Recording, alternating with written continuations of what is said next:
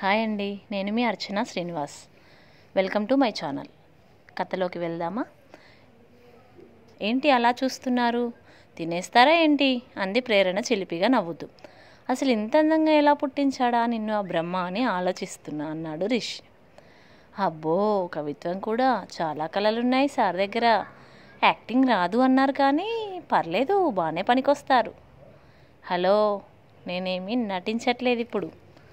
అవునవును, జీవిస్తున్నారు అంటూ నవ్వి, నిజం చెప్పండి, నాకంటే అందమైన అమ్మాయిల్ని మీరు చూడలేదా?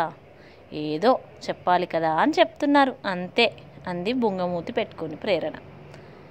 హలో మేడం, నా కళ్ళకి మాత్రం ఇంతవరకు నీకన్నా అందమైన అమ్మాయే కనిపించలేదు.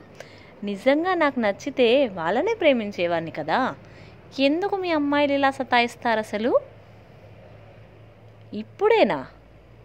ఒక్కరోజు కూడా గడవలేదు ఇంకా అంది కోపంగా చూస్తూ. ఎన్నేళ్ళైనా ఇంతే, నాకు నువ్వు కొత్తగా వింతగానే ఉంటావు అని తల మీద ఒక మొట్టికాయ వేసి, పిచ్చి పిల్ల, ఇప్పుడు నేను అడుగుతాను చెప్పు, నీకు నాకంటే ముందు ఎవరైనా క్రష్ ఉన్నారా?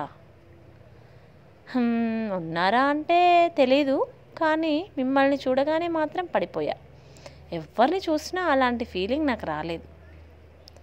అబ్బో, అవునా? ఎందుకో? ఏమో, బహుశా అదేనేమో ప్రేమంటే. ఈరోజు మనకు మరపురాని రోజుగా నిలిచిపోతుంది. మన తొలి కలయిక ఈరోజు అన్నాడు ఆమె కళ్ళల్లోకి చూస్తూ. కలయిక అనే మాట వినగానే సిగ్గుతో తల వంచుకుంది. నెమ్మదిగా తల ఎత్తి, నాకు తొలి కలయికే, కానీ మీకు కూడానా అంది ఆశ్చర్యంగా చూస్తూ. ఓయ్, అంత మాట అన్నావేంటి?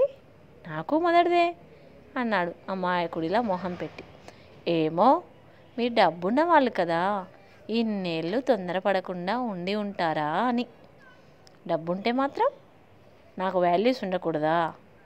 నువ్వెలా అనుకున్నావో నేను కూడా నా మనసుకి నచ్చిన వారితోనే శరీరాన్ని పంచుకోవాలని అనుకోవడం తప్ప?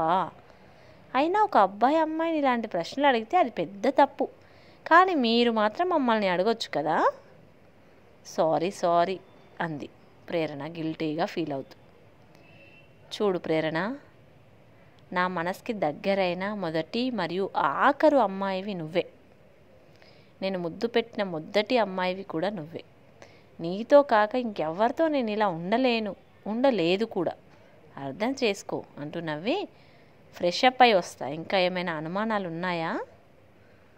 ఉన్నాయి అంది తల వంచుకుని. చెప్పు అన్నాడు సోఫాలో కూలబడి తల పట్టుకుని నిట్టూరుస్తూ. నేను కట్టుబట్టలతో వచ్చాను, మీరు రమ్మన్నారని. ఇప్పుడు ఫ్రెష్ అప్ అయి మార్చుకోవడానికి బట్టలు లేవు కదా, ఎలా? అబ్బో, పెద్ద డౌటే. పద అయితే ముందుగా షాపింగ్కి వెళ్ళొద్దాం అంటూ బయటకి తీసుకెళ్ళాడు రిషి. ప్రేరణకి కావలసిన డ్రెస్సులు, చీరలు కొనిచ్చి అప్పటికే ఆలస్యం అవడంతో బయటే డిన్నర్ చేసి ఇంటికి వెళ్ళారు ఇద్దరు. నేను స్నానం చేసి వస్తానంటూ రిషి ఫ్రెష్ అప్ అయి వచ్చిన తర్వాత ప్రేరణ కూడా బాత్రూంలోకి వెళ్ళింది. తను వచ్చేసరికి బెడ్రూమ్ నీట్గా సర్ది పడుకున్నాడు తన కోసమే ఎదురు చూస్తూ. సీలింగ్ వైపు చూస్తూ ఆలోచనలో పడిపోయాడు రిషి. అసలు ఎన్నెన్ని కలలు కన్నానో తెలుసా ప్రేరణ, మన పెళ్ళి శోభనం గురించి. తెల్లని చీర, మల్లెపూలు, చేతిలో పాల గ్లాస్తో నువ్వు నా దగ్గరికి నెమ్మదిగా నడుచుకుంటూ రావడం. నేను ఇలా చేయగలుగుతున్నానో నాకే అర్థం కావట్లేదు. ఐఎమ్ సో సారీ ప్రేరణ. నాకే ఇలా ఉంటే నీకెంత ఇబ్బందిగా బాధగా ఉందో. ఏం ఆలోచిస్తున్నారు అంటూ వచ్చి తన నుదుటిపై చేయి వేసింది ప్రేరణ. తను సెలెక్ట్ చేసిన క్రీమ్ కలర్ శారీలో న్యాచురల్గా, సింపుల్గా, ఎంతో క్యూట్గా ఉన్న ప్రేరణను చూడగానే తన ఆలోచనలన్నీ పక్కకి వెళ్ళాయి. నీ గురించి తప్ప ఇంకేముంది ఆలోచించడానికి? నువ్వు నువ్వే నిండిపోతే అంటూ ఆమెను తన మీదకు లాక్కున్నాడు రిషి. హఠాత్తుగా అలా లాగడంతో అమాంతం అతని మీద పడిపోయింది ప్రేరణ. అతని వెచ్చని స్పర్శ కొత్తగా హాయిగా అనిపించి ఆమెలో మధురమైన అనుభూతులు మొదలయ్యాయి. ఆమె కళ్ళల్లోకి చూస్తూ, నీకేమైనా ఇబ్బందిగా ఉందా? పెళ్లి చేసుకోకుండా ఇలా అన్నాడు, ఎలా అడగాలో కూడా అర్థం కాక. అతని పెదవులు ఆమె చేతులతో మూసి, మీ మాట నమ్మి మీ ప్రేమ కోసం నా వాళ్ళనందరినీ వదిలి ఎప్పుడైతే మా ఇంటి గడప దాటి బయట అడుగు పెట్టానో అప్పుడే మీరు నా భర్త అని మనస వాచ కర్మన అనుకున్నాను. మీరు నా మెడలో తాళి కట్టకపోయినా, నా కాళ్ళకి మెట్టెలు తొడగకపోయినా నా మనసులో మీ స్థానం అదే. వద్దు ప్రేరణ, అలా అనొద్దు. నువ్వు మనసులో అలా అనుకున్నా కూడా నా భార్యకి తగలవలసిన దోషం నీకెక్కడ తగులుతుందో అని అనాలనుకున్నా ఆమెను ఏమీ అనలేక తనని ఆ విధంగా అయినా సంతోషంగా ఉండని అనుకొని ప్రేరణ నుదుటి మీద గాఢంగా ముద్దు పెట్టాడు. దేవుడా, నేను చేసే తప్పో ఒప్పో నాకు తెలియదు. నా మనసుకు నచ్చిన నెచ్చలి జీవితాంతం నాకు తోడుగా ఉండాలంటే నాకు వేరే మార్గం లేదు. నన్ను క్షమించు. ఒకవేళ నా వల్ల ఏదైనా తప్పే జరిగితే శిక్ష కూడా నాకే వేయి. తనకు మాత్రం ఏం కాకూడదని మనసులోనే అనుకుని నెమ్మదిగా ఆమెని ఆక్రమించుకున్నాడు.